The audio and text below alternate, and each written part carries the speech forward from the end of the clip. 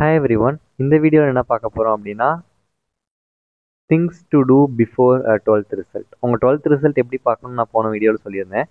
So அந்த 12th result வரதுக்கு முன்னாடி நீங்கள் என்னெல்லாம் பண்ணியிருக்கணும் அப்படிங்கிற விஷயத்தை தான் என்ன செய்ய போகிறேன் இந்த வீடியோவில் பேச போகிறேன். சரியா?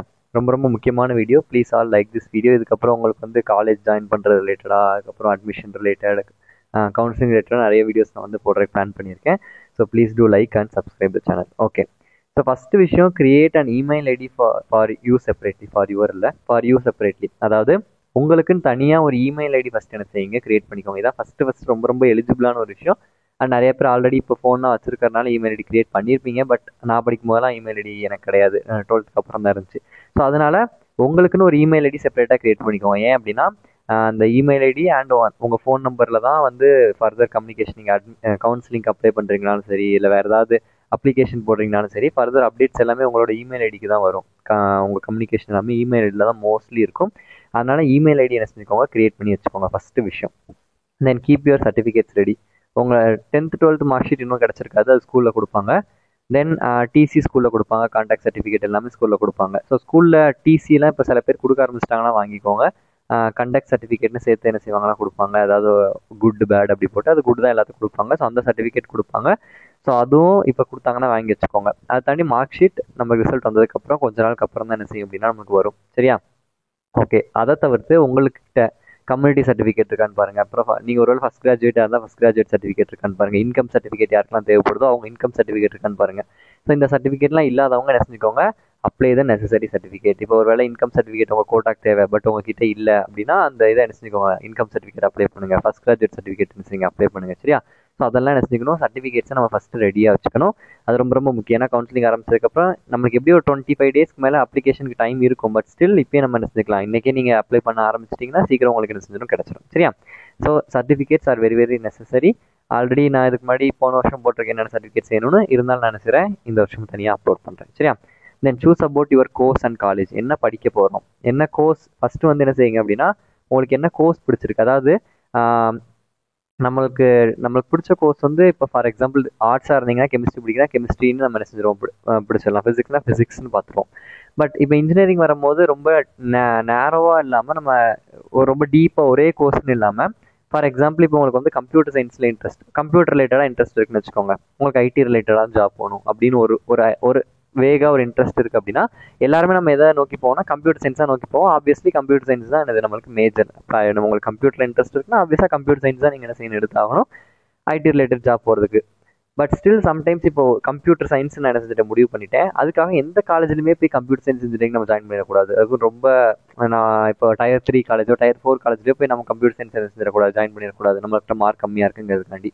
ஸோ அப்போ அதுக்கு அல்டர்னேட்டிவாக நம்ம பார்க்கணும். இப்போ கம்ப்யூட்டர் சயின்ஸ் அல்டர்னேட்டிவ் இசிஇயோ இல்லை ட்ரிபிள்இயோ இருக்குது. பட் அது வந்து ஒரு நல்ல காலேஜில் கிடைக்குது. இப்போ நீங்கள் ஈஸி படிச்சுமே என்ன செய்கிறாங்க, நிறைய பேர் ஐடி ரிலேட்டட் ஜாப் போகிறாங்க. கரெக்டாக? ஸோ அப்போ ஒரு கம்ப்யூட்டர் சயின்ஸ் இன்ஜினியரிங் தான் நான் படிப்பேன் அப்படின்ட்டு ஒரு லோ காலேஜில் போய் ஜாயின் பண்ணுறதுக்கு பதிலாக, Tier 3 காலேஜ் ஜாயின் பண்ணுறதுக்கு பதிலாக ஈஸி Tier 2 காலேஜில் கிடைக்குது அப்படின்னா அப்போ நம்ம அதுக்கு என்ன செய்யலாம், ப்ரிஃபரன்ஸ் கொடுக்கலாம். ஸோ அதனால் உங்களுக்கு இன்ட்ரெஸ்ட் எதில் இருக்குன்னு பாருங்கள். ஐடி ஜாப் தான் போகணும் அப்படின்னா நீங்கள் சிஎஸ் எடுக்கலாம், இல்லை ஈஸி எடுக்கலாம். ஸோ அந்த மாதிரி ஒரு ஆப்ஷன் வச்சுக்கோங்க. சரியா? ஏன்னா நமக்கு ஒரு கோர்ஸ் அது எந்த காலேஜ்னாலும் படிக்கலாம் அப்படிங்கிறதும் இருக்கக்கூடாது.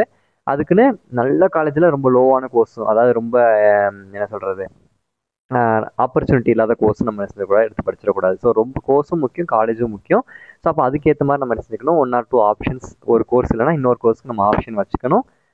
அதுக்கேற்ற மாதிரி காலேஜ் நம்ம வச்சுக்கணும். சரியா? ஸோ அதுக்கு நீங்கள் தான் இன்ஃபர்மேஷன் கேதர் பண்ணணும். இப்போ ஒரு கோர்ஸ் செலக்ட் பண்ணிட்டீங்க, ஒரு காலேஜ் செலக்ட் பண்ணிட்டீங்க, அதில் கிடைக்குமா கிடைக்காதா அப்படிங்கிற ஒரு டவுட் இருந்துச்சுன்னா அதுக்கு நிறைய வீடியோஸ் நம்மளுக்கு இப்போ யூடியூப்பில் சோர்சஸ் இருக்குது.